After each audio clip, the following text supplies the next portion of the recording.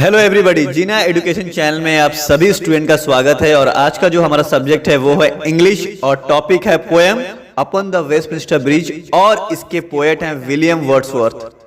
चलिए अब हम इस खूबसूरत 14 लाइन्स अर्थात सोनेट की ओर चलते हैं। इस प्रथम पंक्ति में पोएट विलियम वर्ड्सवर्थ लंदन नगरी के वेस्टमिंस्टर ब्रिज, थेम्स रिवर और लंदन की प्राकृतिक रूप का वर्णन कर रहे हैं। कवि सुहाना सुबह में घोड़ा गाड़ी में सवार होकर लंदन नगरी भ्रमण करने निकले हैं। वे वेस्टमिंस्टर ब्रिज पर गए हैं और नीचे थेम्स नदी बह रही है। सूर्य के उज्जवल किरणें जो लंदन नगरी को अपनी किरणों से स्नान करा रही है। कवि लंदन नगरी की इस खूबसूरती को देखकर मुग्ध हो गया है। पोएट कहते हैं कि मानो सूर्य की उज्जवल रोशनी अर्थात ऐसा प्रतीत होता है लंदन नगरी को किसी ने सूर्य की किरणों की पोशाक पहना दी हो। चलिए अब हम दूसरी पंक्ति की ओर चलते हैं। कवि दूसरी सोनेट में कहते हैं कि सूर्य रूपी पोशाक पहने द सिटी ऑफ लंदन सुबह की सौंदर्य का आनंद उठा रही है। अर्थात सुबह का वातावरण काफी शांत, धूल और प्रदूषण मुक्त होता है।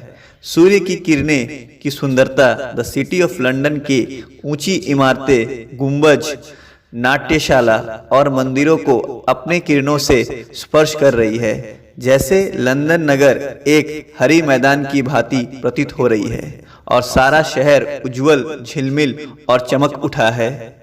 हम तीसरी पंक्ति को देखते हैं। इस सोनेट में पोएट विलियम वर्ड्सवर्थ अपनी कविता अपॉन द वेस्टमिंस्टर ब्रिज के बारे में कहते हैं कि कवि ने पहले कभी नहीं देखा कि सूर्य की किरणों की सुंदरता जो पूरे लंदन शहर को नहला रही है अपने उज्जवल किरणों से, अर्थात लंदन शहर की घाटी, चट्टान और पहाड़ सभी की शोभा बढ़ा रही है।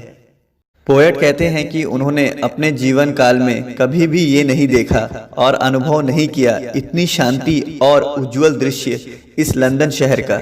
इस शहर की नदियां निर्विघ्न, स्वच्छंद अर्थात खुलकर और शांति रूपी रूप में बह रही है और सभी घर मानो ऐसे प्रतीत हो रहे हैं जैसे गहरी नींद में सोई हुई है।